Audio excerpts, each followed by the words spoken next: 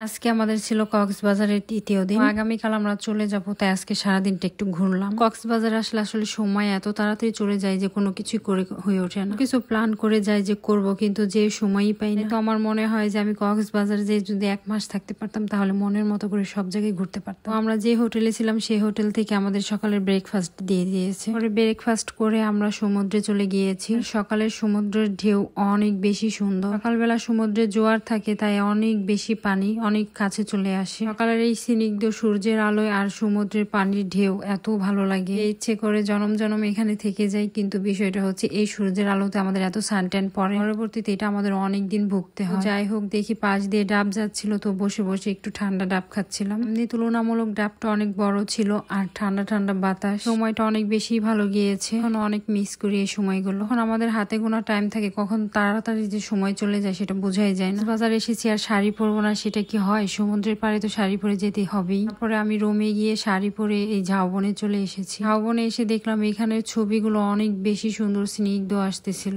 অনেক বাতাস, আর এখানে অনেক অনেক মানুষজন আসে যায়, তাই তেমন কোনো সমস্যা হয় না এখানে। তো যখন এই বালুর মধ্যে যাই মনে হয় কি সৌদি আরব দুবাই চলে আসছি। সবথেকে ভালো লাগার বিষয় হচ্ছে সমুদ্রের এখানে একটা আনা দিয়ে রাখছে, তো এখানে বসে অনেকক্ষণ দোল খেয়েছি। পরে ঘোড়া নিয়ে একটু প্রিন্সেস প্রিন্সেস ভাব নিচ্ছিলাম। যাই হোক, এখন রুমে চলে যাব, তারপর আবার রাত্রে বের হব। যেহেতু বাইক নিয়ে আসছি, তো ভাবলাম যে কক্সবাজারে তো আর কখনো বাইক নিয়ে আসা হবে না, তাই তো আমরা কক্সবাজারে বাইক নিয়ে একটু রাত্রের বেলা ঘুরতেছিলাম। করলে আমার এখনো আবার বাইক নিয়ে যেতে ইচ্ছে করে, কিন্তু যাওয়া আসা অনেক বেশি কঠিন, তো আর কখনো বাইক নেওয়া হবে না। তো আজকে এই বাইকে নিয়ে রাত্রিবেলা একটু ঘোরাফেরা করে হোটেলে চলে গেলাম। হোটেল থেকে আবার সোজা চলে আসছি রেস্টুরেন্টে খাওয়া দাওয়া করার জন্য। তবে বিশ্বাস করেন, এই ফ্রাইড রাইসটার মতো ফ্রাইড রাইস আমি আগে কখনো খাইনি। ফ্রাইড রাইসটা অনেক বেশি মজা ছিল, আর এই সবজিটার কথা কি বলবো, এই সবজিটার কথা যত বলবো ততই কম হবে আমার মনে হয়। সবজির মধ্যে আমার মাশরুম অনেক বেশি ফেভারিট। তো এখানে অনেক অনেক মাশরুম দিয়েছে, আমাদের দুইজনের জন্য অনেক বেশি হয়ে গিয়েছিল।